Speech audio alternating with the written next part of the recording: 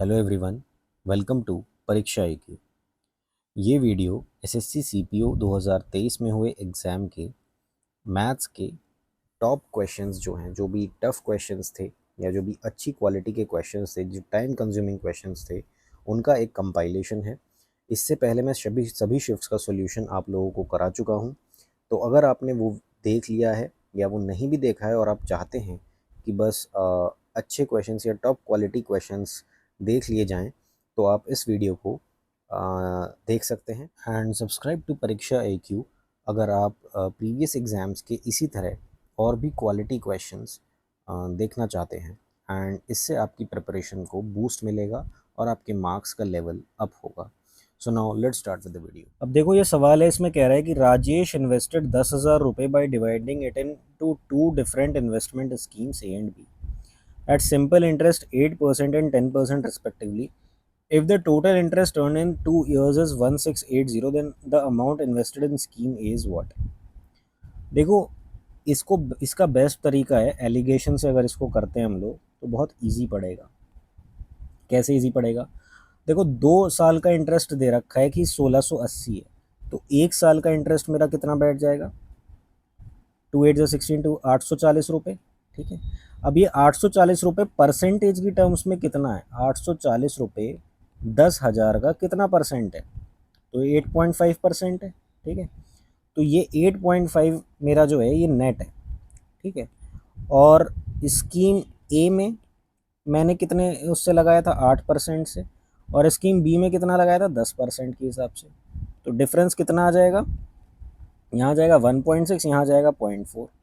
मतलब कितने कितने रेशो में इन्वेस्टमेंट किया, ये वो आ गया। ये कितने रेशो में बांटा? तो मैंने 4:1 रेशो में बांटा, मतलब ए को 4 दिया और बी को 1 दिया। तो ये 5 यूनिट अगर मेरी 10,000 को कॉरस्पॉन्ड कर रही है, ठीक है, तो 4 जो जिसको कॉरस्पॉन्ड करेगी वही मेरा आंसर होगा। तो 5 2 ज़ा 10 एंड 2000 इंटू 4 8,000। तो मेरा आंसर क्या आ जाएगा? 8,000 रुपये। ठीक है, वही मेरा आंसर। देखो, कह रहा है कि the price of the item is increase by 70% then allows a scheme discount of 5% and 20% on the mark price.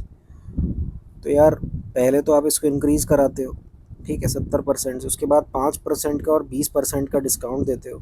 देखो, 5 और 20% का इक्विवेलेंट डिस्काउंट कितना बैठेगा? This plus this minus this into this upon 100, है ना? तो कितना बैठेगा? 24%। तो इस पर 24% आप डिस्काउंट ले लो, है ना? तो 20% कितना बैठेगा इसका? 5 3 ज़ा 15, 5 4 ज़ा 20, 34। और 4% कितना बैठेगा? तो 1.7 इंटू 2 3.4, 3.4 इंटू 2 6.8, है ना? तो मैं इस पे डिस्काउंट दूंगा आपको 40.8 का, है ना? हाँ, तो इसमें से 40.8 घटा लो, ये कितना आया? 129.2। अब इसमें वो कह रहा है एक एडिशनल डिस्काउंट 20% का और दे दिया, तो दे लो इसमें 20% का एडिशनल डिस्काउंट। भैया 10% का ये है, तो 20% क्या हो जाएगा? 25.84 इसमें से और घटा दो, तो कितना आ जाएगा? कितना आ जाएगा? 103.36। तो तब भी कितने का प्रॉफिट हो गया तुम्हें? 3.36 का। तो 3.36% आंसर आ गया। ठीक है, अब देखो, इसमें वो बोल रहा है कि Jonathan and has borrowed a sum of money for 3 साल पहले एट 10% इंटरेस्ट पर एनम, 5 साल के लिए, और उसे 5 साल बाद इतना अमाउंट देना था। मतलब उसका ये था कि अगर उसने पी पैसा लिया है तो 10/11 ये हो जाएगा। 5 साल के लिए उसे कितना पे करना था? 161,051। इससे तुम्हारा पी निकल आएगा कि आपने कितना पैसा लिया था। अब लेकिन वो कह रहा है कि मेरे को जो है, मेरे पास पैसा आ गया तो मैं उसे अभी 3 साल में ही खाली कर रहा हूँ। मतलब मुझे जो है 3 साल के टाइम पीरियड में उसको खाली करना है।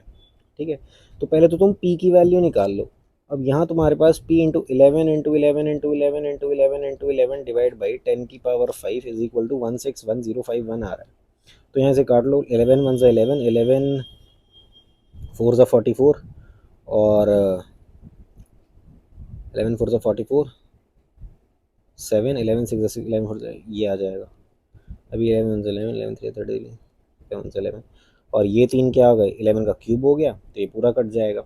तो मतलब प्रिंसिपल तुम्हारा क्या आ गया, ये आ गया। ठीक है, प्रिंसिपल ये आ गया। अब लेकिन वो कह रहा है कि मैं इसको 3 साल में ही वापस करूँगा, तो 3 साल में मुझे कितना पैसा देना पड़ेगा भाई? 3 साल में कितना दोगे आप भाई? 10 से 11 जा रहे हो ना, तो आप 10 से 11 जा रहे हो, तो आप 3 साल में कितना दोगे? 11 का क्यूब ही तो दोगे, है ना? तो इसका क्यूब हो जाएगा 11 का मल्टीप्लाई। ठीक है, तो 133100 इतना दोगे आप पैसा, तो ये आ जाएगा। देखो बोल रहा है कि पी क्यू आर एक इक्विलेटरल ट्राइंगल है इंस्क्राइब्ड इन अ सर्कल, और एस जो है वो पॉइंट है on the arc Q R. तो पहले तो एक सर्कल लो, ठीक है, और इसके अंदर एक इक्विलेटरल ट्राइंगल बनाया हुआ है। हमने कहा ठीक है भाई, ये लो इक्विलेटरल ट्राइंगल बना लो।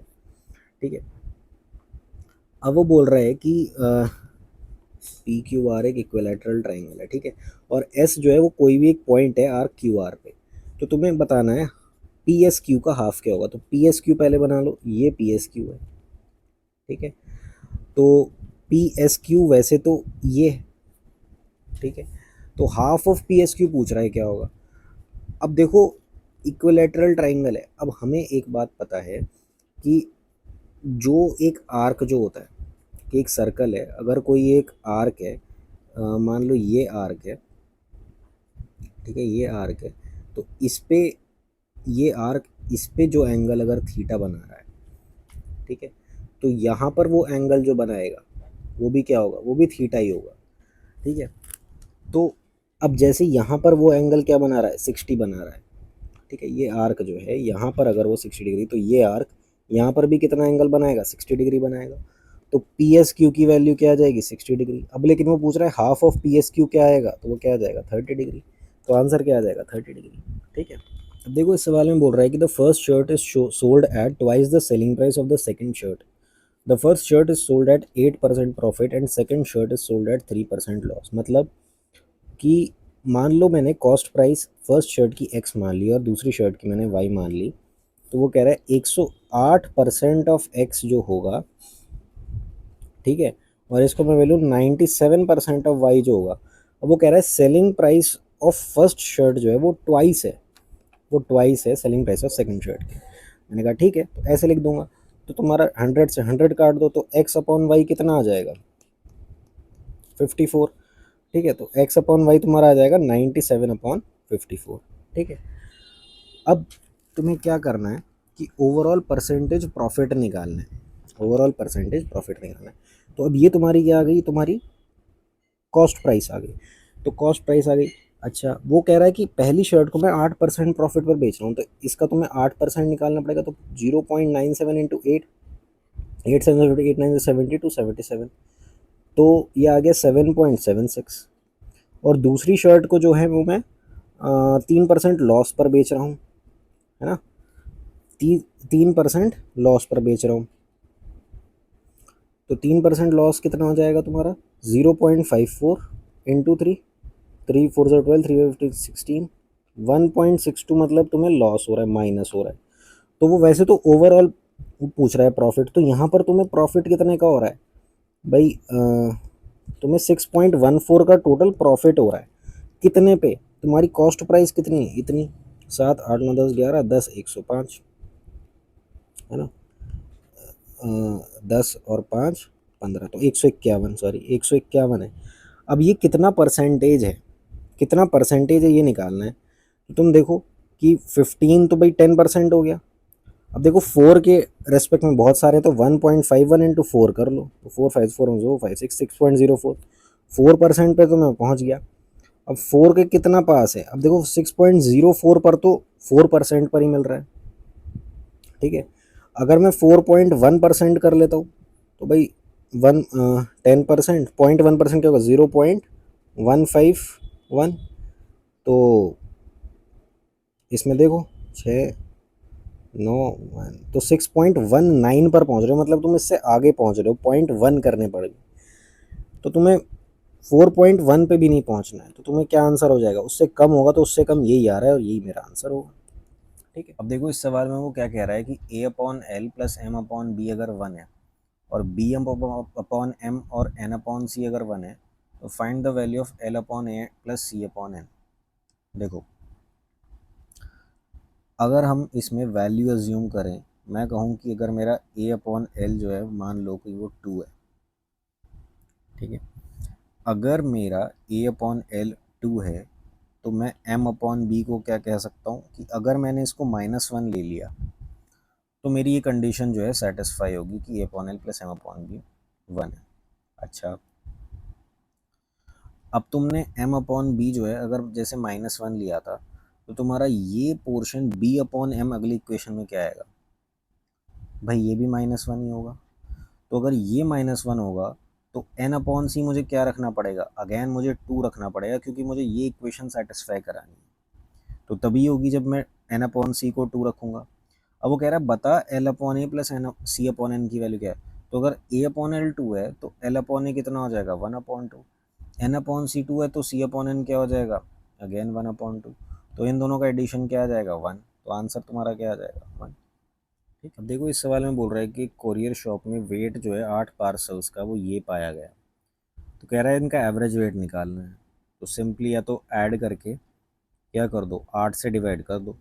ये किलो वाले जो है ना इन्हें भी ग्राम में ले आओ, क्योंकि वो इजी पड़ेगा। तो 1.5 किलो कितना हो जाएगा भाई 1500 ग्राम, ये कितना हो जाएगा 1250, ये कितना हो जाएगा 1350, है ना। और ये आ गया 750, ये आ गया 950, और ये आ गया 0.7 किलो, कितना आएगा, ये आएगा 700 ग्राम, ये आएगा 400 ग्राम, और ये कितना आएगा 500 ग्राम, है ना। आधा किलो कितना आ गया भाई, 500 ग्राम ही तो होता आधा किलो। अब इन्हें जोड़ लो सारों को, कितना आ गया 1 2 3 4 5 4 जो 20। अब ये कितना आ गया 9 16 25 और 7 32 35 37 39 और 5 कितना आ गया 44। तो 4 5 6 7 7400, ये 7400 किससे डिवाइड कर दो 8 से कर दो, तो 8 9 जो 72, ठीक है, 8 2 जो 16 और 8 5 जो 40, मतलब 925 ग्राम क्या हो गया मेरा एवरेज वेट आ गया। ठीक, देखो इस सवाल को करने का एक और तरीका ये था कि इसमें हम लोग इसका एवरेज जो है वो मान लेते, मान लो हम 1 किलो इसका एवरेज अज्यूम कर लेते। तो अब ये कितना ज़्यादा है भाई 0.5 किलो ज़्यादा है, मतलब 500 ग्राम ज़्यादा है। ठीक है, ये कितना ज़्यादा हुआ 250 ग्राम ज़्यादा हुआ, और ये कितना ज़्यादा हुआ 350 ज़्यादा हुआ। अब ये कितना कम हुआ 250 कम हुआ, तो ये और ये कट गया। ये कितना कम हुआ 50 ग्राम कम हुआ, ये कितना कम हुआ 700 ग्राम कम हुआ, सॉरी 300 ग्राम कम हुआ, और ये कितना 400 किलो है तो कितना कम हुआ भाई 600 ग्राम कम हुआ, है ना, 600 ग्राम कम हुआ। और ये कितना कम हुआ 500 ग्राम कम हुआ। तो यहाँ से मैंने 350 निकाल लिया, तो ये 350 कम यहाँ से हो गया, और 500 कम था, ये 500 था, ये नलीफाई हो गया। तो इसका मतलब ये है कि -600 मेरे पास बचा। ठीक है, अब -600 जो है मेरे पास बचा। तो अब इस 600 ग्राम का मैं क्या करूँगा कि जो मेरा ये आया, जो मैंने अज्यूम करा था, इससे 600 ग्राम ये कम आ रहा है।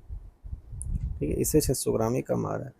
तो 8 से मैं इसे भाग कर दूंगा, क्योंकि 8 पार्सल है, तो ये कितना आ जाएगा 8 7 ज़ा 56 और 8 5 ज़ा 40, मतलब 75 ग्राम जो है वो मेरा कितने से कम आ रहा है 100 ग्राम से कम आएगा मेरा 1000 ग्राम से, सॉरी। तो 1000 ग्राम से 75 ग्राम कम कितना आएगा 925 ग्राम, और वही मेरा क्या है आंसर है। समझ गए। अब देखो इस सवाल में कह रहा है कि सुखवीर ने परचेज करे सम पेरिशेबल आइटम फॉर सेल, लेकिन 30% जो है वो ख़राब हो गए। अब सुखवीर ने क्या करा, उसने मैनेज कर लिया कि उसको ओवरऑल प्रॉफिट जो है 19% का पड़ा। तो उसने कितना परसेंट ऊपर जो है कॉस्ट प्राइस से बेचा हर एक आइटम को। मान लो हर एक 100 आइटम थे, हर एक की प्राइस 1 रुपये थी, तो 100 रुपये का कोई आइटम था। ठीक है, अब 30 आइटम जो हो गए वो ख़राब हो गए, तो कितने बचे 70 आइटम बचे। लेकिन वो कह रहा है उसने इस तरह से बेचा कि उसे इस पे जो है एक 19% प्रॉफिट हुआ तो कितने रुपए में बेचा होगा, 119 रुपये में। तो अब उसे यहाँ पर कितने का मुनाफा हुआ, did the cost price, did he sell each of the item, तो उसे जो है 49 रुपीज़ का, ठीक है। यहाँ पे तो 49 का हुआ फ़ायदा, और कितने पर, 70 रुपये पे। भाई ऐसे ही तो निकालेंगे, sell each of the items that did not go bad, तो that did not go bad वो 70 थे, ठीक है। तो 70 से कितना ज़्यादा हुआ, 49 ज़्यादा हुआ, तो 7/10 कितना आ जाएगा, 70% आ जाएगा, तो मेरा आंसर। अब देखो इस सवाल में वो बोल रहा है कि sum of rupees 1 lakh was taken from a bank at a rate of 7% per annum to be compounded annually for 5 years, तो कैलकुलेट द कंपाउंड इंटरेस्ट। अब इसमें वो कह रहा है कि 7% रेट दिया और 5 साल के लिए कंपाउंडेड एनुअली हो रखा है, तो मतलब 7% इंटरेस्ट रेट 5 बार के लिए होना है, ठीक है। तो अब इसको मैं कैसे निकालूंगा, तो इसको मैं इक्विवेलेंट रेट से निकालूंगा। मुझे पहले 3 का पता है निकालना, फॉर्मूला मुझे पता है कि ये कैसे निकलता है कि 3r dot 3r² dot r³, ठीक है। और ये 2 प्लेसेस ऑफ डेसिमल इसमें रहता है, अगर थर्ड प्लेस होता है तो वो इस तरफ शिफ्ट हो जाता है। तो 3r कितना आ जाएगा, 3r 3 7 3 21, और 3r², 7 7 49, 9 3 3 4 12 13 147, तो 147 मैं यहाँ कर दूंगा, और 7 का क्यूब क्या हो जाएगा, 343। अब मैंने कहा था 2 प्लेसेस ऑफ डेसिमल तक रहता है, और थर्ड जो होता है वो यहाँ शिफ्ट हो जाता है, तो 3 जो है यहाँ शिफ्ट हो जाएगा, तो ये आ जाएगा मेरा 150.43। अब यहाँ जब 150 आया तो ये 1 यहाँ शिफ्ट हो जाएगा, तो ये हो जाएगा 22.5043, ठीक है। ये मेरा लास्ट रहा, ठीक है। तो अब ये मेरा इक्विवेलेंट आएगा 3 साल के पश्चात। तो अगर मेरा सम 1 लाख हुआ, ठीक है, तो वो कितना हो जाएगा, 122,504.3, ठीक है। अब मैं इस पे चौथे साल का 7% लगाऊंगा, ठीक है, तो लगा लो 122, ठीक है, 5.043 इंटू 7, तो ये कितना हो जाएगा, 0.01 हो जाएगा, 7 5 हो जाएगा 8575.301, तो 8575.301 को यहाँ लगा दो, तो ये क्या दे देगा, 131,079.601। अब 131,079.601 है, तो इसमें यहाँ पे कैसे निकालेंगे, यहाँ पे डेसिमल लग जाएगा, 131,0.7960, इसको किससे मल्टीप्लाई कर देंगे, 7 से मल्टीप्लाई कर देंगे, तो ये हो जाएगा 7 6 42, 7 9 60 67, 7 7 49, तो कितना हो जाएगा, 49 और 6, 49 और 6 कितना हो जाएगा, 55, 55 7 7 7 3 21 7 7 8 9, तो 9175.5, तो यहाँ पे लगा दो आप 9175.5, ठीक है। तो ये कितना आ जाएगा, 9 10 15 14 और 15, तो ये आ जाएगा 2, 9 और 1 आ जाएगा 10, तो 140,255, मतलब 1 लाख पे कितना बैठेगा आपका, 40255 पॉइंट समथिंग। मेरा आंसर क्या आ जाएगा, 40255, ये मेरा आंसर आ जाएगा, ठीक। ऐसे करना है, वेरी गुड क्वेश्चन। इसमें थोड़ी कैलकुलेशन टफ है, बाकी और कुछ नहीं। देखो इस सवाल में वो बोल रहा है कि vendor bought a bookmark at 850 at successive discount of 20% and 10%, तो इसका सक्सेसिव डिस्काउंट अगर मैं निकालूं तो ये इक्विवेलेंट किसके बैठेगा, ठीक है। तो ये -2 हो जाएगा, ये आ जाएगा 28%, तो आप 28% का डिस्काउंट दे रहे हो 850 पे, ठीक है। तो 850 का मैं 72% निकाल लूँगा, ठीक है। तो 850 का 72% कैसे निकालूंगा मैं, भाई ये और ये कट गया, 72 इंटू 85, 8 5 2 10, 5 7 35 36, 8 2 16, 8 7 56 57, 8 9 10 11, 6120, तो 6120 हो गया, 8 पॉइंट नीचे 10 है तो 612 आएगा, ठीक है। ये इसका 72% आ गया। अब उसने क्या करा, 55 रुपये इसके ट्रांसपोर्ट पे खर्च करे, तो टोटल जो प्राइस हो गई वो क्या हो गई, 667 रुपये, ठीक है, प्लस 55 हो गया ना, तो कॉस्ट प्राइस मेरी इतनी हो गई। अब किस सेलिंग प्राइस क्या हो गई बुक की, 980, तो इसमें कितने का गैप आ गया, मतलब प्रॉफिट कितने रुपए का हुआ, आपको परसेंटेज में निकालना तो पहले प्रॉफिट तो निकाल लो कितने का हो गया, तो प्रॉफिट हो गया कितना, 313 रुपये का, ठीक है। अब 313 रुपये का प्रॉफिट हुआ, तो प्रॉफिट अपॉन कॉस्ट प्राइस, ठीक है, यही है मेरा परसेंटेज बताएगा। अब ये कितना बैठ रहा है, तो तुम देखो 40 तो एटलीस्ट आ ही रहा है सब में। भाई देखो, मैं 50% देख लेता हूँ सबसे पहले, सबसे मेरे लिए मेरे आसान 50% है, तो 333 कुछ आएगा। तो 333 तो ये है नहीं, तो 50% तो डेफिनेटली मेरा आंसर नहीं है ना। अब मैं देखूँगा कि यार चलो इसमें से मैं 5 माइनस और कर दूँ, भाई 2 3 6 333 आ गया ना मेरा 50%। तो मेरा 5% कितना आ जाएगा, 33 पॉइंट कुछ, तो लगभग लगभग ये कह लो 300। तो मतलब मेरा 45 भी नहीं है, एग्जैक्ट 45 भी नहीं है मेरा आंसर। तो अब मैं 300 पे पहुंच गया 45% पे, मुझे चाहिए 13 और, मुझको चाहिए 13 और। तो 6.67 मेरा क्या है, 1% है, राइट, 1% है। तो लगभग लगभग लमसम लमसम इसमें 2% होगा भाई, तभी तो ये 13 कुछ बन जाएगा, तभी ये 13 बनेगा। तो लगभग 2% मतलब 47% के आसपास होगा भाई, 45 पर हम पहुंच चुके थे, तो 47 के पास कौन सा है, ये 46.93, यही मेरा आंसर आ जाएगा। तो ऐसे कैलकुलेट कर, देखो बोल रहा है कि एलसीएम दो प्राइम नंबर्स एक्स और वाई का ये है, तो एलसीएम ये मतलब इन दो प्राइम नंबर्स का मल्टीप्लिकेशन ही इतना आ रहा है। तो तुम प्राइम नंबर से देखना शुरू करो कि 2 से ये आ रहा है क्या, नहीं 3 से कट रहा है क्या, 3 1 3, 3 7 21, नहीं 3 से नहीं कट रहा है, 5 से नहीं कट रहा है, 7 से 7 7 49, 9 10 11 12 13, नहीं 7 से भी नहीं कट रहा है, 9 10 11 से कट रहा है क्या, 11 4 से 44, नहीं 11 से भी नहीं कट रहा है, तो 13 से कट रहा है, हाँ देखो 13 से कट रहा है, क्योंकि 13 3 से 39, 13 4 से 52 एंड 13 1 से 13, तो 13 से कट रहा है। तो अब 13 इंटू 41 जो है वो मेरा 533 बैठ रहा है। इसमें वो कह रहा है एक्स ग्रेटर है वाई से, इसका मतलब 41 एक्स हो गया और 13 मेरा क्या हो गया, वाई हो गया। अब इन वैल्यूज़ को यहाँ प्लेस कर देंगे, तो ये आ जाएगा 4 मल्टीप्लाई बाई कितना, 13 माइनस, तो 13 4 सा 52 होता है, 42 52 माइनस 41 कितना आ जाएगा, 11। तो 11 है मेरा आंसर। देखो इस सवाल में कह रहा है कि Swastik saves 20% of his income while spends the remaining amount on food rent education shopping. तो 15% of the income is spent on food while 1200 spent on rent, 32,000 on education and 7200 on shopping. तो amount spend on shopping is 11.25% of total expenditure. अब हमें यहाँ कहाँ से शुरुआत करनी है, यहाँ से। वो कह रहा था कब 7200 आपने शॉपिंग में स्पेंड करे, और amount spend on shopping is 11.25% of the total expenditure, जितना आपने खर्च किया। तो 7200 इंटू 100 अपॉन 1125 इंटू 100, 5 5 25, 5 20 5 4 5 45 9 5 9 8 20 4 2 8 4 2 8 इंटू 800 64, तो 64,000 टोटल एक्सपेंडिचर आ गया। ठीक है, अब फूड पर कितना स्पेंड करा। अब देखो आप ये कह रहे हो कि आपने 12,800 जो है वो आपने स्पेंड कर दिया रेंट पर, 32,000 आपने कर दिया एजुकेशन पर, और 7200 आपने कर दिया शॉपिंग पर। ठीक है, तो इतना करने के बाद,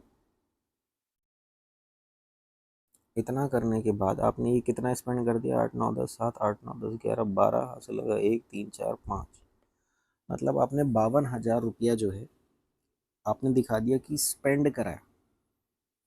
ठीक है, तो 52,000 अगर बाकी चीज़ों में स्पेंड करा है, तो जो बचा हुआ 12,000 रुपये होगा वो यही तो होगा जो उसने फूड पर स्पेंड करा है।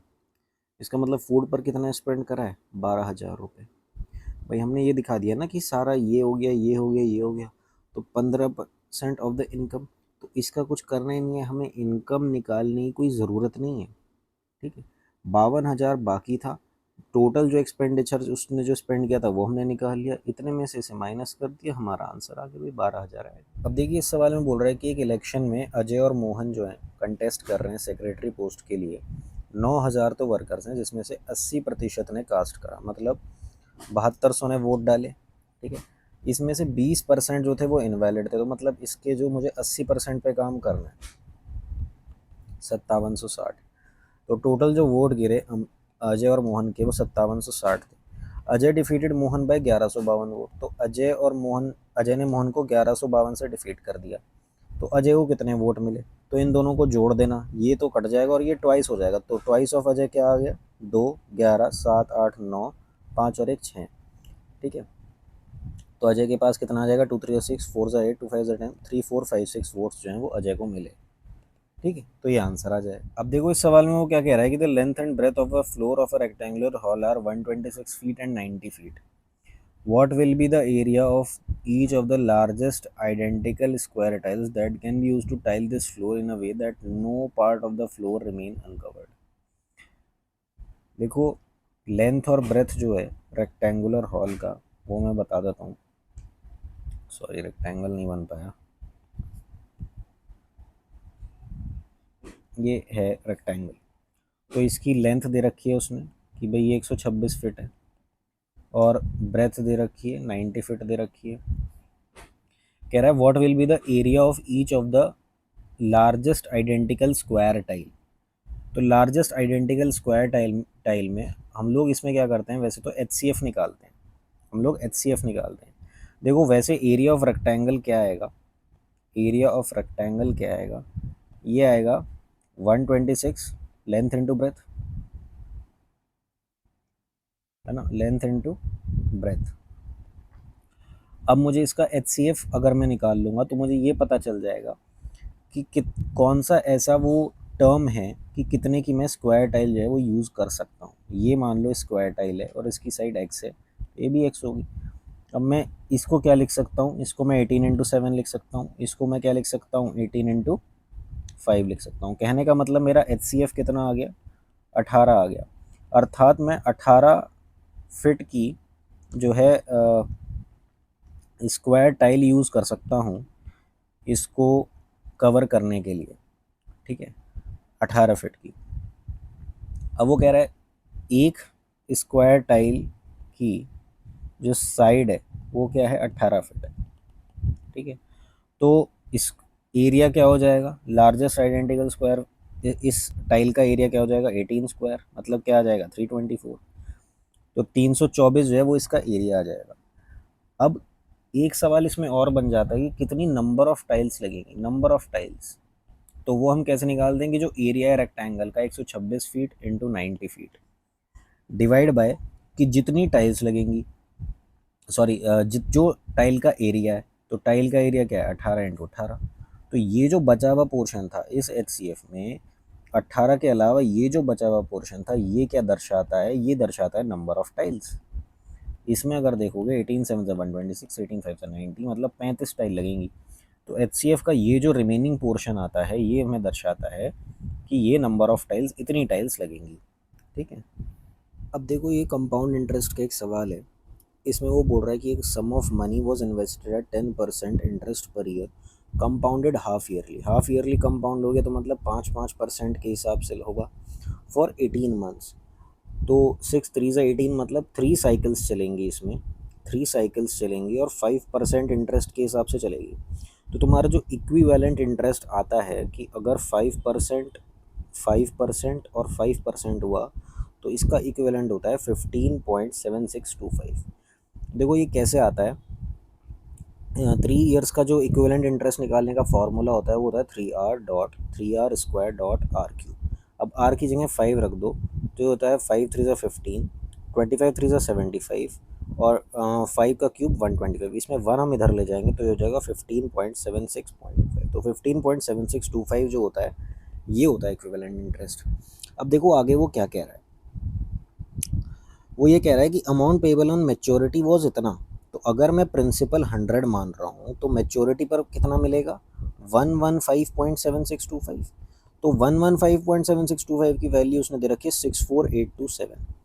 ठीक है, तो 100 की वैल्यू क्या होगी, तो इसको निकालने के लिए मतलब हमें निकालना पड़ेगा कि यहाँ मल्टीप्लाइंग फैक्टर कितना था।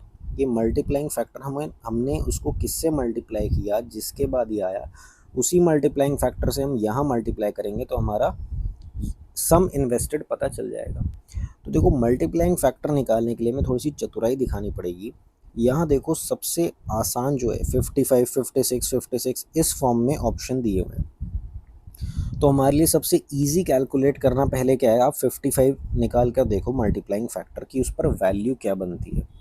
ठीक है, तो 1157,625 मल्टीप्लाई बाय 55 करेंगे हम लोग। ठीक है, तो पहले 5 से मल्टीप्लाई कर लो, फिर उसी को हम 11 से कर देंगे। तो 5 5 ज़ा 25, ठीक है, 5 2 ज़ा 10, 11 12, 5 6 ज़ा 30, 31, 5 7 ज़ा 35, 38, 38, 35, 5, तो ये आ रहा है। अब इसी को क्या करना है, 11 से मल्टीप्लाई करना है, तो फिर दोबारा यहाँ पर आ जाएगा 5 7 8 8 1 2 5। तो ये मेरा क्या आ रहा है, ये मेरा आ रहा है 3 9 16, 16 8 13 63। तो 63 66 93 75। ठीक है, अगर मैं 4 से पहले लगाऊं भी तो 6366.9 आएगा, लेकिन हमें उससे थोड़ा ज़्यादा चाहिए। इसका मतलब 55 एज अ मल्टीप्लाइंग फैक्टर नहीं होगा, तो अब हम थोड़ा सा ज़्यादा लेंगे, हम 56 लेकर देखेंगे। अगर 56 पे आ रहा है तो 56 आंसर होगा, नहीं तो 55 600 हो जाएगा। ठीक है, क्योंकि 55 और 56 के बीच हमारे पास 55 600 ही है, तो हमारे पास 55 लेने पर ये आ रहा था। ठीक है, अब हमें 56 लेने के लिए 1 एक टाइम और लेना है। ठीक है, तो हम यहाँ पर 1 से और मल्टीप्लाई करेंगे तो ये आएगा 1157,625। ठीक है, अब इन्हें जोड़ दो, तो ये क्या बना देगा, ये 56 से बना देगा मेरा। ठीक है, ये एज मल्टीप्लाइंग फैक्टर 56 दिखाएगा। ठीक है, तो ये आ गया 17, 6 7 11 12, 6 7 8 4 6। तो ये देखो यहाँ आ रहा है 64827, यहाँ बिल्कुल यही फिगर शो हो रही है जो यहाँ हो रही है। इसका मतलब हमारा शक सही था कि मल्टीप्लाइंग फैक्टर क्या लेना पड़ गया, 56। 56 लेने से मेरा आंसर आ रहा है, और यही मल्टीप्लाइंग फैक्टर मैं यहाँ लगा दूंगा। ठीक है, 5 6 के साथ। अब ये 0.7 आ रहा था तो 560 होगा मल्टीप्लाइंग फैक्टर, तो यहाँ भी 560 हो जाएगा। तो ये मेरा प्रिंसिपल कितना आ जाएगा, 56000।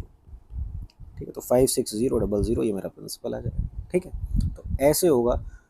इसकी कैलकुलेशन हमने इस तरह से कम कर ली, वरना ये काफ़ी अब देखो वो बोल रहा है कि what is the difference between a single discount of 35% on 700 and two successive discount of 18 and 12% on the same amount.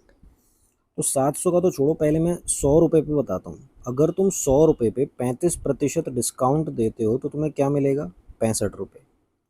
लेकिन अगर इसी 100 रुपये पे अब 18 और 12 का मेरे को सक्सेसिव डिस्काउंट निकालना है, तो मैं कैसे निकालूंगा, 18 + 12 - 18 × 12/100।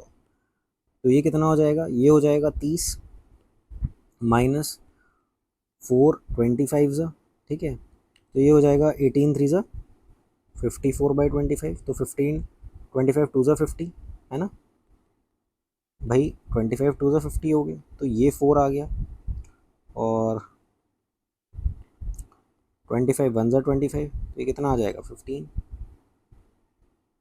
तो 2.16 आ गया। तो 2.16 हटाओगे तो 0.84 आ जाएगा एक। तो 0.84 पे आप कहाँ चले गए, आप 3 पे चले गए। अब आपको 30 पर जाना है तो 27। ठीक है, तो 27.84 आएगा, 27.84 आएगा। तो यहाँ पर 27 पॉइंट, यहाँ पर आप कर रहे हो 35 माइनस, यहाँ पर आप क्या करोगे, यहाँ पर आप करोगे 27.84 माइनस, है ना। तो 27.84 करोगे तो ये कितना दे देगा, ये दे देगा 72.16, है ना, 72.16। तो अब इनके बीच का गैप कितना आ रहा है, कितने रुपए बैठ रहे हैं भाई, सिंगल डिस्काउंट का और इतना। तो यहाँ पे इन दोनों के बीच का गैप कितना आ रहा है भाई, 7.16 आ रहा है। तो ये कितने पे आ रहा है, 100 रुपये पे। अब वो कितने पे कह रहा था, 700 रुपये पे, तो इंटू 7, 7 मल्टीप्लाइंग फैक्टर हो जाएगा। तो वही हम यहाँ कर देंगे, 7 6 42, 7 1 7 8 9 10 11, 7 7 49 और 150। तो 50.12 क्या आ जाएगा, इसमें मेरा आंसर आ जाएगा। ठीक है, ये आंसर आ जाएगा। तो इसमें मेन ये कैलकुलेशन थी कि 18 और 12% को आप कैसे कैलकुलेट करते हो सक्सेसिव डिस्काउंट। ठीक है, देखो इस सवाल में क्या कह रहा है कि अक्षिता और रैना जो है एक बुक टाइप कर रहे हैं, लेकिन उनके पास एक ही लैपटॉप है। तो उन्होंने डिसाइड करा वो ऑल्टरनेट बेसिस पर काम करेंगे। जैसे अक्षिता जो है पहले दिन काम करेगा, रैना जो है वो सेकेंड डे काम करेगा, और अक्षिता थर्ड डे काम करेगा। तो अक्षिता अलोन जो है वो टाइपिंग का काम खत्म करेगा 16 दिन में, और रैना जो है अकेला जो है टाइप कर लेगा 24 दिनों में। तो मैं ये कह रहा हूँ कि देखो अक्षिता जो है वो 16 दिन ले रहा है, और रैना जो है वो 24 दिन ले रहा है टाइपिंग का काम खत्म होने में।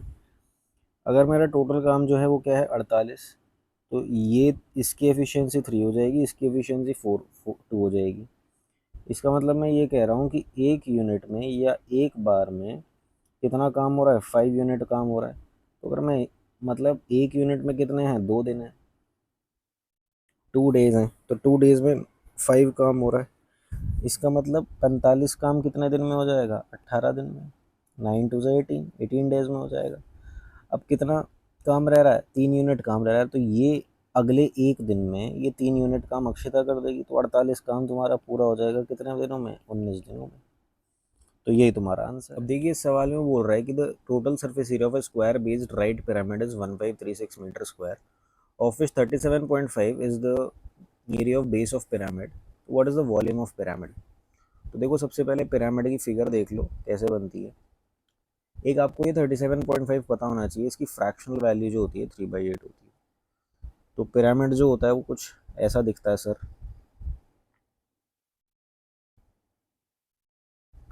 ठीक है, इसकी स्लैंट हाइट की अगर मैं बात करूं, तो ये रेड कलर से जो मैं डॉटेड लाइन बना रहा हूँ ये इसकी स्लैंट हाइट है। और अगर मैं हाइट की बात करूं, तो जो ग्रीन कलर से मैं बना रहा हूँ ये इसकी हाइट है, और ये इनको कनेक्ट कर रहा है। तो ये मेरा पिरामिड हो गया। अब वो कह रहा है कि टोटल सरफेस एरिया जो है 1536 है, ऑफ विच जिसमें से 3/8 जो है वो area of base of pyramid है। तो अगर मैं इसकी साइड को ए मान लूँ या एक्स मान लो, ठीक है, तो स्क्वायर ये जो होगा ये एक्स स्क्वायर होगा। तो एक्स स्क्वायर की वैल्यू क्या है, 3/8 ऑफ टोटल सरफेस एरिया 1536। ठीक है, तो ये कितना आ जाएगा, एक्स स्क्वायर आ जाएगा 576। तो साइड कितनी आ जाएगी, 24, इसका स्क्वायर रूट होता है 24। ठीक है, तो तुम्हारी एक साइड जो आ गई वो 24 सेंटीमीटर आ गई।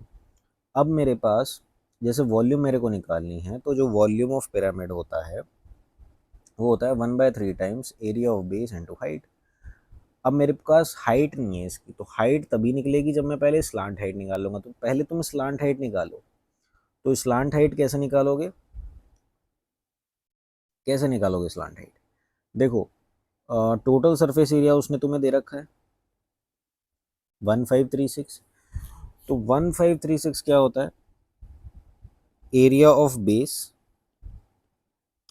प्लस कर्व्ड सरफेस एरिया, ये होता है टोटल सरफेस एरिया का फॉर्मूला। तो एरिया ऑफ बेस मुझको पता है 576 है, और कर्व्ड सरफेस एरिया क्या होगा, 1/2 of parameter of base. Parameter of base क्या हो जाएगा, 4 into side into slant height. Slant height मुझे निकालनी है, और ये 1536 के बराबर है। तो जब मैं सब ट्रैक करूंगा तो ये आ जाएगा 960 is equal to 1/2 into 4 into 24 into L। Okay, तो ये कितना हो जाएगा 2, तो ये कितना आ जाएगा 48। 48 को यहाँ कर दो तो ये 20। तो तुम्हारी स्लांट हाइट कितनी आ गई, 20 आ गई। अब तुम्हारे पास स्लांट हाइट 20 है, और ये जो होता है ये पूरी इसकी साइड का एक्स का हाफ होता है, तो ये तुम्हारे पास 12 हो जाएगा। तो तुम्हारा हाइट कितना आ जाएगा, 4 5 ज़ा 20, 4 3 ज़ा 12, 4 4 ज़ा 16, राइट। तो ये 16 आ जाएगा।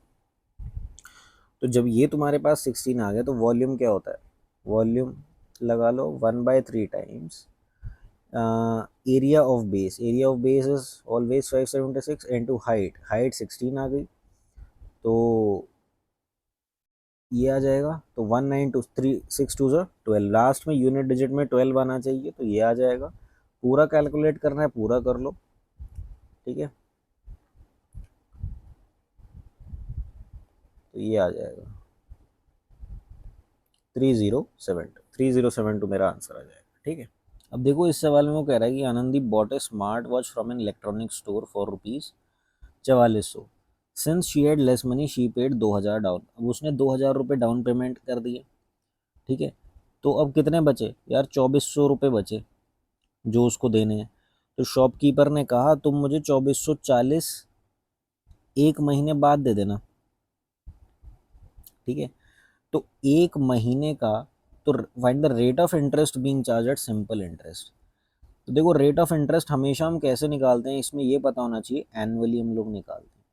तो इसमें वो कह रहा है 2440 मुझे एक मंथ बाद देना।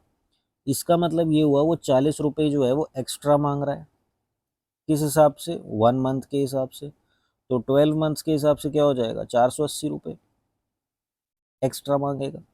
तो 480 रुपये जो है, ठीक है, ये 2400 पे कितना रुपये ब्याज हो गया, ठीक है।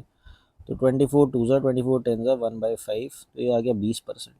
तो 20% जो है वो इंटरेस्ट रहेगा, ठीक है। तो आंसर हमारा आ गया 20%, ठीक है। अब देखो इस सवाल में वो क्या कह रहा है कि a vendor marked the selling price of a table at 5670 after adding 35% profit to its cost price. मतलब 135 की वैल्यू जो है वो 5670 है। Since the sale was very low at this price level he decided to, तो उसने डिसाइड किया कि अब वो 12% प्रॉफिट पे करेगा, मतलब अब वो 112 पे सेल करेगा। तो अब नई सेलिंग प्राइस क्या होगी। तो सिंपली यूनिटरी मेथड लगा दो, कुछ नहीं करना, 135 पे अगर ये है तो 112 पे क्या होगा, बस इतना बताना है हमें। तो 15 9 से 135 होता है, 15 3 से 45, 117, 15 7 से 105 हो जाएगा। तो ये कितना आ जाएगा, 12 120, 15 5 से 15 6 से 90, 15 8 से 120 हो जाएगा। तो हो जाएगा 9 4 से 30, 9 2 से 18, तो 42 इंटू 12, यूनिट डिजिट क्या रहेगी, 4 आएगी। तो आंसर में सिर्फ इसी ऑप्शन में यूनिट डिजिट 4 है। तो यही आंसर हमारा होना चाहिए। मल्टीप्लाई करके देखना, मल्टीप्लाई करके देख लो। 112 इंटू 42 क्या हो जाएगा, 222, 8 4 4, तो कितना आ जाएगा, 4704। ये क्या आ जाएगा, 4704। अब देखिए इस सवाल में कह रहा है कि Peter invested a certain sum of money in a scheme paying 10% simple interest per annum, while Rachel invested half the sum that Peter invested in scheme paying 10%। तो ये जो है पीटर ये सिंपल इंटरेस्ट पर कर रहा है इन्वेस्ट, और रेचल जो है ये कंपाउंड इंटरेस्ट पर कर रहा है। अब पीटर जो है वो 2 साल के लिए इन्वेस्ट कर रहा है, रेचल 3 साल के लिए इन्वेस्ट कर रही है। तो इनके इंटरेस्ट का डिफरेंस दिया हुआ है। तो हम ये अज्यूम कर लें कि मान लो ये पीटर है, ये रेचल है। पीटर ने 2000 रुपये लिए, ठीक है, और उसे 10% ब्याज पे 2 साल के लिए कर दिया, मतलब 20% ब्याज निकालना है। तो कितना हो जाएगा, 2400। तो इंटरेस्ट कितना लग गया मेरा, इंटरेस्ट कितना लग गया, इंटरेस्ट मेरा लग गया 400, ठीक है। और रेचल ने जो है क्या करा, रेचल ने आधा लिया इसका। तो अगर ये एक 2000 है तो ये 1000 लिया, एट 10% पर एनम कंपाउंडेड है, तो इसमें कंपाउंड इंटरेस्ट लगना है। और 3 साल के लिए करा। तो मुझे पता है अगर 10% इंटरेस्ट कंपाउंडेड एनुअली होता है तो 1000 से 1331 जाता है, ये मुझको पता है। ये आपको याद रखना पड़ेगा तेज़ अगर करना है सॉल्यूशन तो ये 1331 हो जाएगा, ठीक है। 3 साल बाद इतना मिलेगा। तो इंटरेस्ट कितना हो गया, 331। अब कह रहा है difference in the interest earned by both of them. अब देखो डिफरेंस, अगर मैं अपने प्रिंसिपल के हिसाब से बता रहा हूँ कि इनके इंटरेस्ट का डिफरेंस कितना रहा, तो 69 रहा यहाँ पे। लेकिन वो बोल रहा है कि 897 रहा, तो 69 को 897 के बराबर कर दो। और तुम्हारा रेचल ने कितने सम पे इन्वेस्ट किया, तो रेचल का यहाँ पर कितना था, 1000। तो अब वास्तव में कितना होगा, तो इसमें इसका मल्टीप्लाइंग फैक्टर निकाल लो। मल्टीप्लाइंग फैक्टर क्या आएगा, 13। तो ये कितना से करेगा, 13 इंटू 1000, 13,000। तो ये मेरा आंसर आ जाएगा, ठीक है। अब देखिए इस सवाल में वो क्या कह रहा है कि जैसे Ayush spends 25% of an amount of money on insurance policy, 26% वो फूड पर कर रहा है, 23% चिल्ड्रन एजुकेशन पर कर रहा है, और 19% रिक्रिएशन पर कर रहा है। तो अब ये टोटल जमा पैसा उसका कितना हो गया, जितना उसने मतलब स्पेंड करा हुआ पैसा कितना हो गया, 25 26 51, 54 74 74 19 93। तो 7% बचा, तो मतलब 7% उसने क्या करा, डिपॉजिट्स द रिमेनिंग अमाउंट 26600, तो ये किसके बराबर है, 26600 के बराबर है। अब वो कह रहा है what is the total amount that is spends on food and recreation together. तो फूड पर कितना करा था उसने 26%, रिक्रिएशन पर कितना करा था 19%, राइट। तो मतलब 45% तुम्हें निकालना है, ये तुम्हें वैल्यू निकालनी है। तो डायरेक्ट तो निकल नहीं पाएगा, आप इसको ऐसे कर लो 45 इंटू 26600 डिवाइड बाई 7, ठीक है। तो 7 3 से 21, 7 8 से 56, राइट। तो 3800, 5 8 से 40, 15, 4 8 से 32, 4 से 12, 13 14 15, 5 6 7 171, 171000, ये क्या हो जाएगा, इस सवाल का उत्तर हो जाएगा। ये जो है ट्राइंगल ए बी सी जो है, इसमें ये 3 साइड्स हैं। The angle bisector of the largest angle divides the opposite sides into 2 segments, ठीक है। तो what is the length of the shorter segment, shorter segment की लेंथ क्या होगी।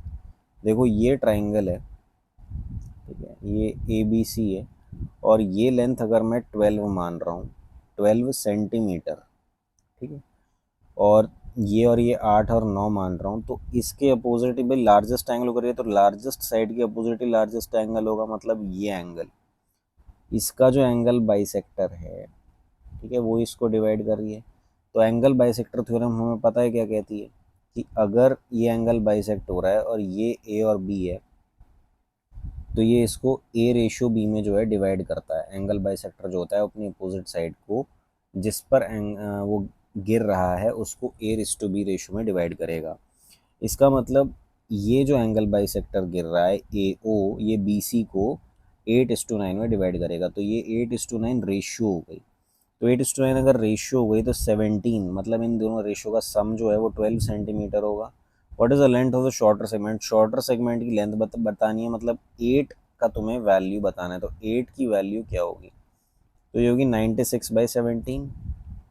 अब देख लो कौन सा ऐसा ऑप्शन है जिसमें 96 बैठ रहा है, तो यूनिट डिजिट से देख लो, 5 आ रहा है, 6 आ रहा है, ये हो सकता है 7 28, 9 बैठ रहा है, ये नहीं होगा, 7 6 42, 45 ये नहीं होगा, 7 3 21 30 ये नहीं होगा। सिर्फ ये एक ऐसा ऑप्शन है जिसमें यूनिट डिजिट में 6 आ रहा है, तो यही आंसर हो। अब देखो ये सवाल है, इसमें ये कह रहा है कि एक शॉपकीपर जो है he sells sugar at 40 rupees per KG which he purchase at 36 रुपये per KG. His weighing machine is faulty and it weighs only 800 gram while selling, तो हिज परसेंटेज प्रॉफिट इज। देखो ऐसा है कि वो जो चीज़ वो 36 रुपये में ख़रीदता था वो उस चीज़ को 40 रुपये में बेच रहा है, मतलब वो 4 रुपये का प्रॉफिट तो यहाँ कमा रहा है 36 रुपये पे, ठीक है। उसके बाद वो ये कह रहा है उसकी वेइंग मशीन फॉल्टी थी और वो 800 ग्राम वे करती थी, मतलब 1 किलो की चीज़ वो 800 ग्राम बताता था। इसका मतलब पता है क्या हुआ, कि जो चीज़ 800 रुपये की थी वो उस चीज़ को 1000 रुपये में बेच रहा था। इसका मतलब 200 रुपये वो यहाँ कमा रहा था हर 800 रुपये पे। तो ये हो गया कितना, 25%, और ये हो गया कितना 1/9%। अब उसे प्रॉफिट बताना है कितने का हुआ भाई, यहाँ कितना प्रॉफिट ले रहा था, 9 रुपये की चीज़ वो 10 रुपये में बेच रहा था, और यहाँ कितना प्रॉफिट हुआ, 4 रुपये की चीज़ वो 5 रुपये में बेच रहा था, है ना। तो ये हो जाएगा, ये हो जाएगा 25 बटे, है ना, 25/18, और कितना प्रॉफिट हो गया 7। 7/18 को अगर मैं लिखना चाहूँ इसको परसेंटेज फॉर्म में, तो 18 को लिख लो 9 × 2। अब तुम्हें पता है 1/9 की वैल्यू क्या होती है, 11.11, है ना। तो 7 × 1 11.11 डिवाइड बाई 2, ठीक है। तो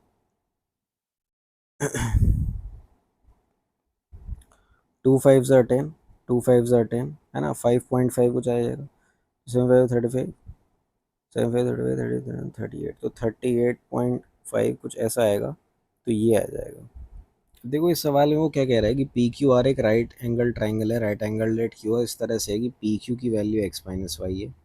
देखो ये एक राइट एंगल ट्राइंगल है और कह रहा है पी क्यू आर है, पी क्यू की वैल्यू x-y है, क्यू आर की x है और पी आर की x+y है, और एस पॉइंट क्यू आर पे, और इस तरह से है कि ये वैल्यू जो है ये x-y है, तो ये वैल्यू कितनी हो जाएगी, ये y हो जाएगी, ठीक है। तो वो कह रहा है कि Q S upon S R बताओ कितना हो जाएगा। अगर वैसे ही पूछता x minus y upon y दे देते तुम। लेकिन एक ट्रिपलेट देखो, तुम एक ट्रिपलेट देखो, जैसे ये होता है 3, 4 और 5 का, ठीक है। अगर मैं एक्स को मान लूँ, अब देखो यहाँ पर ये जो है एक लाइन खींची मैंने, ठीक है, तो पी क्यू आर एक लाइन खींची, तो इसको अगर तुम 3 कह रहे हो तो ये तुम्हारा क्या हो जाएगा 1, ये तुम्हारा हो जाएगा 1। तो तुम्हारा x माइनस वाई क्या है, देखो इसको सेटिस्फाई कर रहा है, x माइनस वाई 3 है, ठीक है, और x plus y, x plus y वो तुम्हारा कितना है, वो तुम्हारा 5 है। तो x की वैल्यू 1 आ गई और y की वैल्यू कितनी आ गई भाई, 1 ही तो नहीं, x की वैल्यू 4 आ गई, y की वैल्यू कितनी आ गई, 1 आ गई। तो अब Q S upon S are वो पूछ रहा है कितना है, तो चार में से एक गया 3, क्यू एस का बैठ रहा है मेरा ये, और एस आर कितना बैठ रहा है 1, तो 3:1 मेरा आंसर आ जाएगा। देखो इस सवाल में वो कह रहा है कि राकेश जो है वो कोचिंग इंस्टीट्यूट चलाता है जिसमें 50 फैकल्टी मेंबर हैं। तो average monthly salary 35 faculty members की इतनी है, तो 15 फैकल्टी मेंबर्स की कितनी होगी अगर average monthly salary of 50 faculty members की 30,000 है, ठीक है। तो देखो ऐसा करते हैं, दो दो जीरो हटा दो, ठीक है। इसका बेस्ट तरीका रहता है एलिगेशन से। देखो वो ये बोल रहा है कि अगर एवरेज जो रहती थी वो 300 रहती थी सैलरी, जो तुम्हारी रहती थी टीचर्स की जो रहती थी, ठीक है, और 35 फैकल्टी मेंबर्स जो हैं उनकी 375 है, ये कितनों की है 35 की। तो अब वो बोल रहा है कि 15 जो फैकल्टी मेंबर्स हैं उनकी कितनी होगी, तो यहाँ आ जाएगी। तो यहाँ पे ये देखो जब तुमने इसको सब्ट्रैक्ट करा होगा तो ये 75 आया होगा, तो ये 75 के कोरस्पॉन्डिंग मल्टीप्लाइंग फैक्टर क्या है, तो ये मल्टीप्लाइंग फैक्टर है 1/5, ठीक है। तो वही 1/5 मैं यहाँ पर अगर लगाऊंगा, जैसे ये 35 है तो इसमें मैं 5 मल्टीप्लाई कर दूंगा तो मेरा यहाँ पर पता चल जाएगा। जैसे मैंने 15 5 यहाँ मल्टीप्लाई करा 75 आ गया, 35 में मैं 5 मल्टीप्लाई करूँगा तो क्या हो जाएगा 5 5 25 5 3 18 16 17 175। तो अब ये आ गया 175 मेरे पास, ठीक है। कहने का मतलब ये हुआ कि अब अगर मैं 300 में से 175 क्या कर दूँ, घटा दूँ, है ना, तो मेरा क्या बैठेगा, अब देख लो 125 है, तो यहाँ आ गया 125। अब 2 ज़ीरो तुमने यहाँ से हटाई थी, 2 ज़ीरो यहाँ चिपका दो, 2 ज़ीरो यहाँ चिपका दो, तो यही तुम्हारी क्या है, यही तुम्हारी क्या है सैलरी है 15 फैकल्टी मेंबर्स की। तो ये आ जाएगा 12500। अब देखो जैसे इस सवाल में कह रहा है कि ट्राइंगल एल एम एन है, ओपी एक लाइन सेगमेंट है जिसको पैरेलल ड्रॉ करा, ओपी इंटरसेक्ट करती है एल एम एन को ओ और पी पे। देखो ये क्या है, ये एक ट्राइंगल है, कौन सा ट्राइंगल है, एल एम एन, ठीक है। और इस पे एक लाइन सेगमेंट ओपी जो थी वो पैरेलल टू एम एन कर दी, मैंने कर दिया, ले भाई कर दी। ओपी जो है वो और पी पे कर रही है। अब वो कह रहा है कि एल एम की वैल्यू, पूरी की पूरी एल एम की वैल्यू 15 है, और वो कह रहा है ओ एम जो है वो 4 है, और पी एन को वो कह रहा है कि 5 है। तो देखो जब ये दो साइड आपस में पैरेलल होती हैं, ठीक है, अब जैसे ये 4 है तो ये 11 रह जाएगा, तो ये होता है L M upon O M is equal to L P upon, नहीं एल ओ अपॉन क्या हो जाएगा, L M is equal to L P upon L N. तो एल ओ क्या होता है 11 अपॉन 15, है ना, is equal to L P मतलब x upon x plus 5, right. तो ये हो जाएगा 11x plus 55 is equal to 15x। तो 4x की वैल्यू क्या आ जाएगी 55, ये x है, तो x क्या हो जाएगा 55/4, तो 4 1 ज़ा 4, 4 है ना, 4 1 ज़ा 4, और 4 3 ज़ा 12, 4 7 ज़ा 28, 4 5 ज़ा 20, तो 13.75 ये आ गया। अब वो किसकी लेंथ पूछ रहा है, एल एन की, तो वो कितनी है 13 प्लस 5 18.75, तो आंसर क्या आ गया 18.75। अब देखिए पिरामिड का क्वेश्चन है, इसमें कह रहा है कि एक right square pyramid having lateral surface area 624 centimetre square, अगर length of diagonal of square is 24 root two find the volume of pyramid. देखो इसमें तुम्हें सारे जो हैं पिरामिड के फॉर्मूले जो हैं वो याद होने चाहिए। वॉल्यूम ऑफ पिरामिड क्या होता है, 1/3 टाइम्स एरिया ऑफ बेस, है ना, इनटू हाइट। अब तुम्हारे पास देखो क्या है, इसमें एरिया ऑफ बेस तो तुम यहाँ से निकाल लोगे, क्या तुम्हारे पास हाइट है, नहीं है। तुम्हें एक और इन्फॉर्मेशन दी हुई है कि उसका कर्व्ड सरफेस एरिया इतना है। तो कर्व्ड सरफेस एरिया किसी पिरामिड का क्या होता है, देखो ये स्क्वायर पिरामिड है तो ये कुछ इस टाइप का होगा, ठीक है। यहाँ पे ये जो होती है, जो मैं रेड से बना रहा हूँ, ये होती है स्लांट हाइट, और ये जो ग्रीन से बना रहा हूँ ये होती है इसकी हाइट, ठीक है। अब ये देखो कर्व्ड सरफेस एरिया कितना होता है, कर्व्ड सरफेस एरिया होता है 1/2 times perimeter of base into slant height, ठीक है। कर्व्ड सरफेस एरिया उसमें दिया हुआ है 624, और पेरीमीटर ऑफ बेस कैसे निकलेगा, 4 इंटू साइड, और साइड कितनी होगी, देखो साइड डायगोनल इतना दे रखा है तो साइड कितनी होगी, साइड √2 होता है ना डायगोनल, तो साइड हो जाएगी 24। ये जो दे रखा है डायगोनल ऑफ स्क्वायर होता है साइड √2, ठीक है। अब इसको इससे कंपेयर कर लो तो तुम्हारी साइड कितनी निकल गई स्क्वायर की, 24, तो 24 स्क्वायर की साइड आ गई। पेरीमीटर ऑफ बेस क्या आ जाएगा, 4 इंटू साइड, मतलब 4 into 24 multiply by slant height L, तो ये कितना हो जाएगा, 48 टाइम्स जाएगा, डिवाइड बाय 48, और 8 वन ज़ा,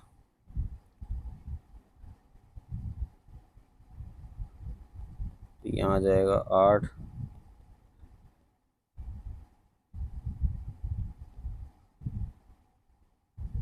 ये हो जाएगा 3। तो स्लांट हाइट तुम्हारी कितनी आ गई, 13।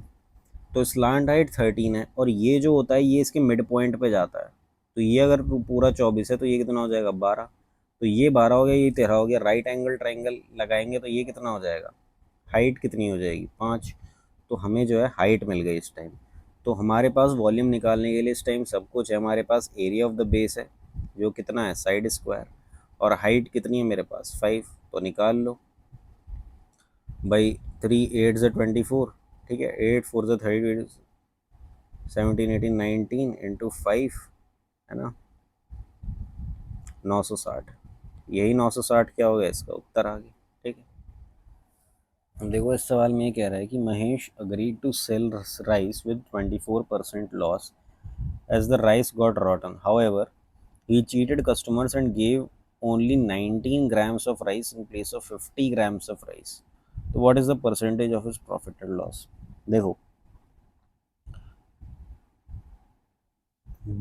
24% लॉस पर अगर बेच रहा है, इसका मतलब 100 रुपये की चीज़ कितने में बेच रहा है, 76 रुपये में।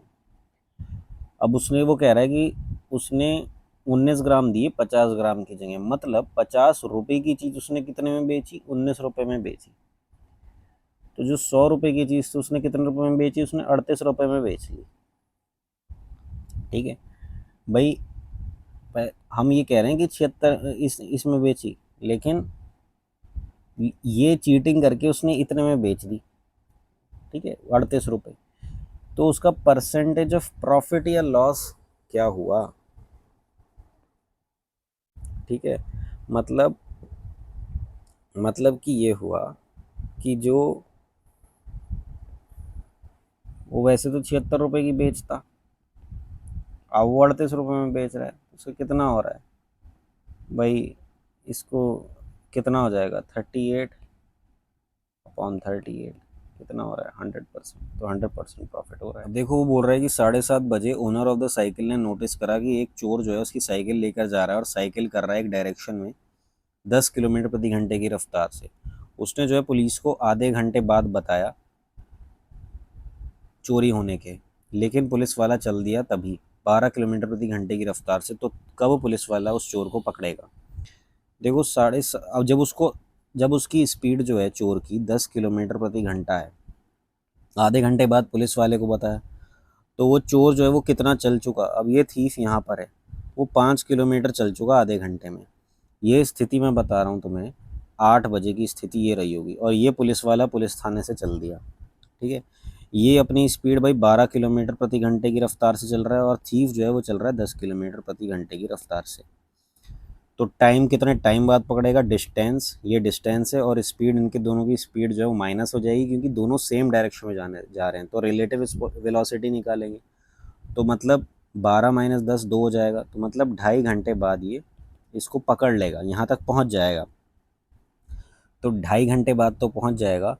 अब 2.5 घंटे हम कहाँ से लगाएंगे, देखो 7:30 बजे चोरी हुई थी, वो कह रहा है उसने 8 बजे से यहाँ से चलना शुरू करा था, तो 8 बजे के 2.5 घंटे बाद मतलब 10:30 बजे, 10:30 बजे वो उसको पकड़ लेगा। तो 10:30 जो है इस सवाल का उत्तर हो। अब देखो, एक तो आप डिस्काउंट दे रहे हो 30% का 5,000 पे, और दो आप सक्सेसिव डिस्काउंट दे रहे हो इनके, तो इनके बीच में फ़र्क कितना पड़ जाएगा, ये दोनों कितने हैं, 15 और 25 का discount, this plus this minus this into this upon 100, ठीक है,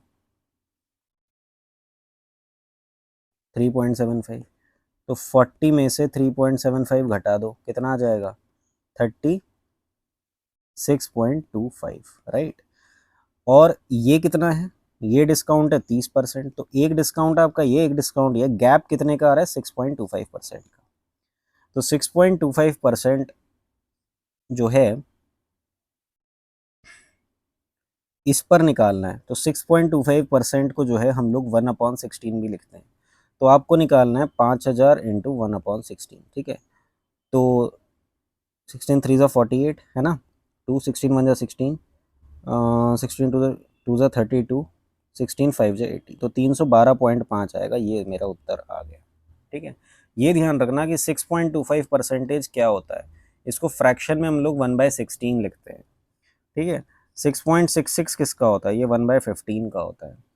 अब देखो वो पूछ रहा है कि इनका एलसीएम क्या आएगा, तो देखो क्वाड्रेटिक इक्वेशन है, इसके फैक्टर क्या होंगे भाई, x square minus 8x plus 15 है, तो 5 3 ज़ा 15, तो x square minus 5x minus 3x plus 15, तो एक्स कॉमन ले लो, x minus 5 minus 3 x minus 5, तो एक्स माइनस 5 और एक्स माइनस 3 में मैंने इसको तोड़ लिया।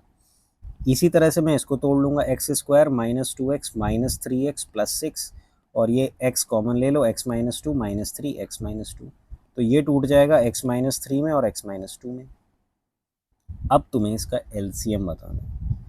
एलसीएम कैसे बताओगे कि भैया, इन दोनों का x माइनस 5 आएगा, ठीक है, x माइनस 3 भी आएगा और x माइनस 2 भी आएगा, ये इनका एलसीएम होगा, ठीक है। तो ये आंसर आ गया।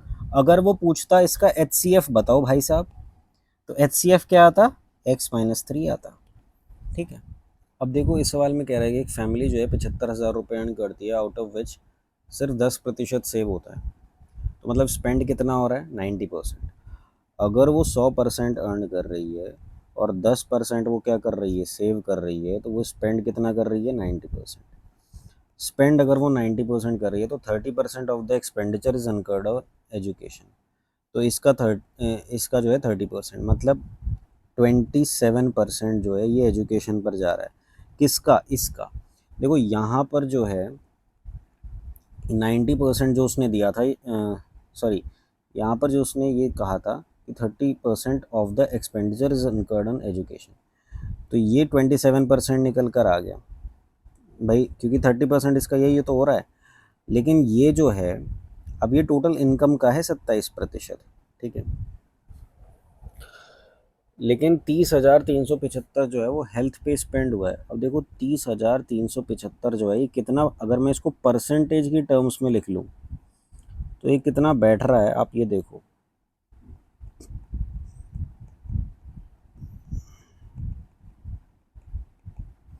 5 3 ज़ा 15 0, 5 1 5 2 ज़ा 10, 5 1 5 5 5 ज़ा 25, तो ये यहाँ पॉइंट आ जाएगा, 3 4 ज़ा 12, तो ये 40.5% आ जाएगा। इतना किस में हो रहा है, इतना हेल्थ में हो रहा है, ठीक है। तो अब आप ये देखो, अब वो आपसे पूछ रहे हैं कि खाली फूड का बचा मेरे पास, तो 10% आपका यहाँ पर हो गया, चला गया, ठीक है। 27 आपने यहाँ कर दिया, 40.5 आपने यहाँ कर दिया, तो 100 में से जो बचेगा वो फूड में हो जाएगा, तो कर लो कैलकुलेट। भाई साहब ये हो गया 67.5, और 10 ये हो गया 77.5, तो मेरे पास 22.5% बचा, वही किस में हुआ होगा, फूड में हुआ होगा, तो ये आंसर आ जाएगा। इसमें ये चीज़ देखनी थी कि आपको इसको इन टर्म्स ऑफ परसेंटेज लिखना था, ठीक है, क्योंकि आपको आंसर भी किस में बताना है, परसेंटेज में बताना है, ठीक है। देखो अंकिता ने जो है 3 टॉयज सेल किए। पहला वाला वॉज सोल्ड फॉर 1500 रुपये एट अ प्रॉफिट ऑफ 25%। तो 25% के प्रॉफिट पर बेच रहे हो, तो 4 रुपये की चीज़ 5 रुपये में बेच रहे हो, 5, और मल्टीप्लाइंग फैक्टर क्या है, 300, तो कितना हो जाएगा, 1200।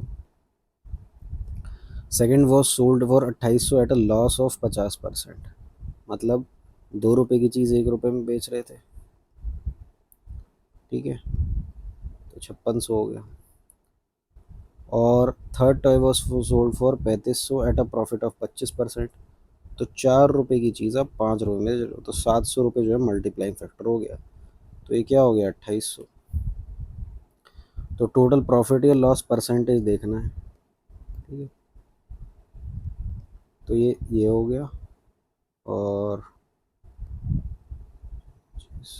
7800 ये हो गया। तो जब 8 जाओगे और 10 जाओगे तो 18 हो जाएगा, और ये 96 हो जाएगा,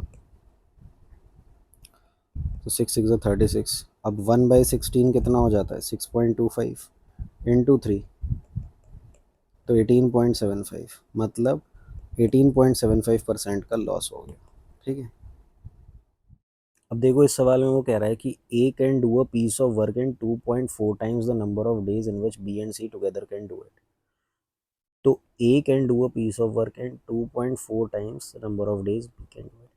तो ये मैं टाइम का रेशियो निकाल रहा हूँ, A upon B plus C हो जाएगा 24/10, मतलब 12/5, ठीक है।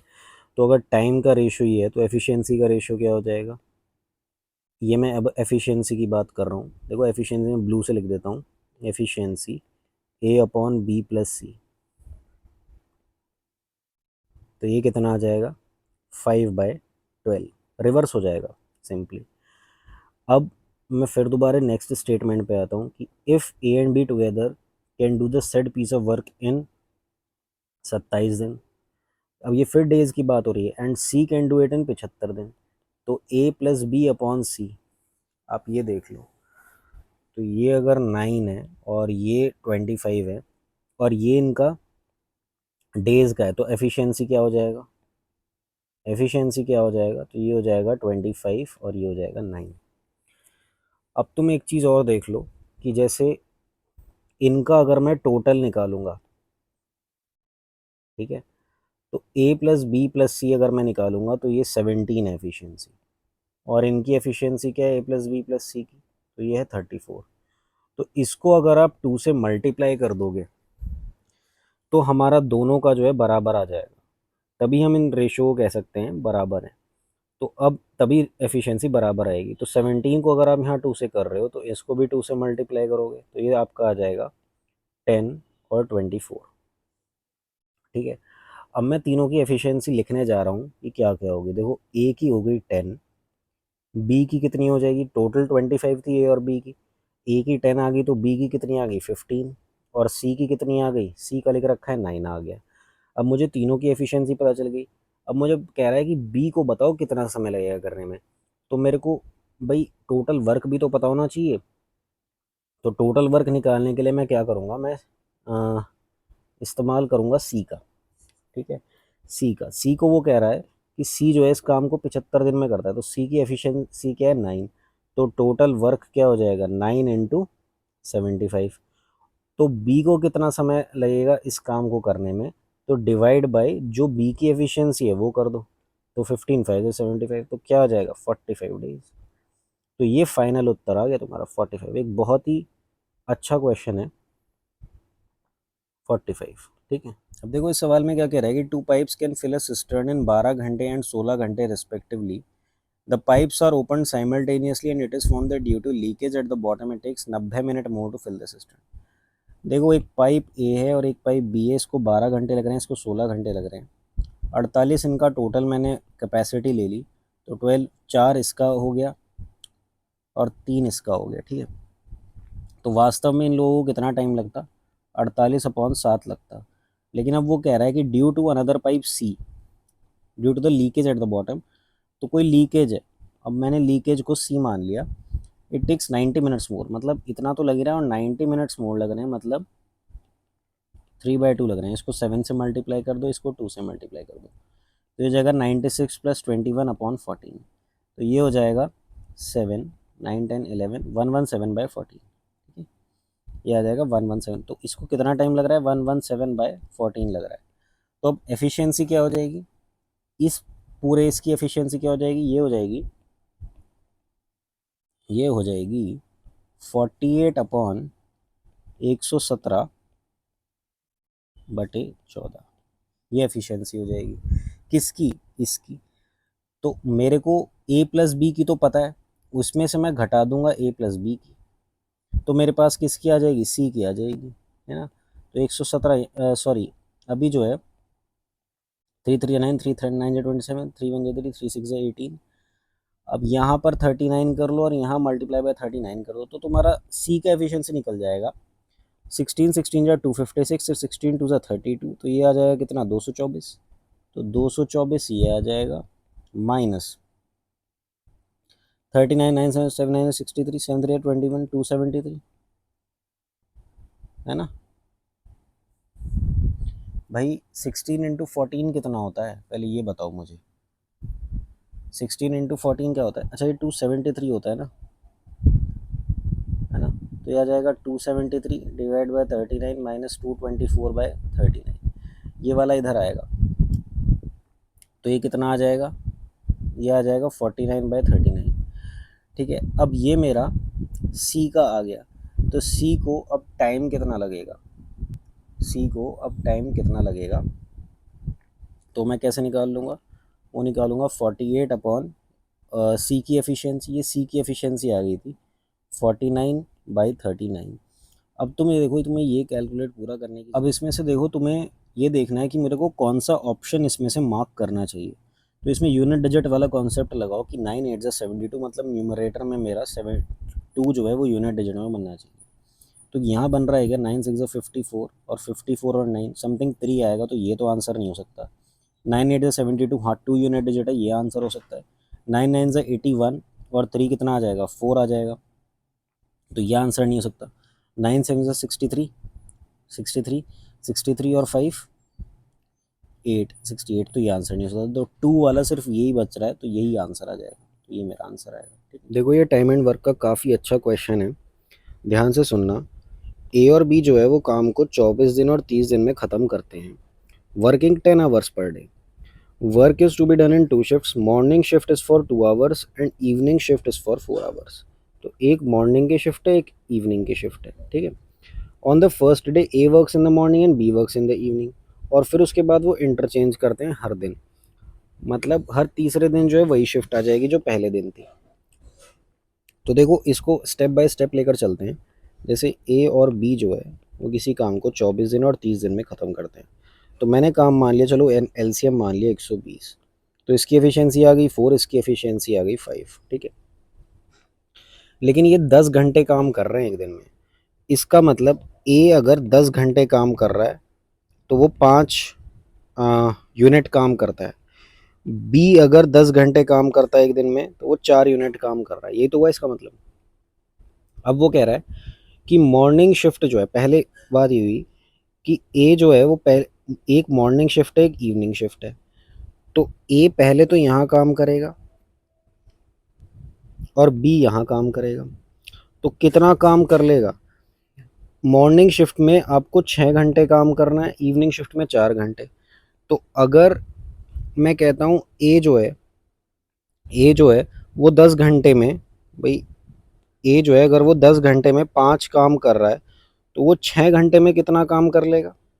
भाई अगर 10 घंटे में 5 काम कर रहा है तो 6 6 5 30 काम कर लेगा, ठीक है, 3 काम कर लेगा।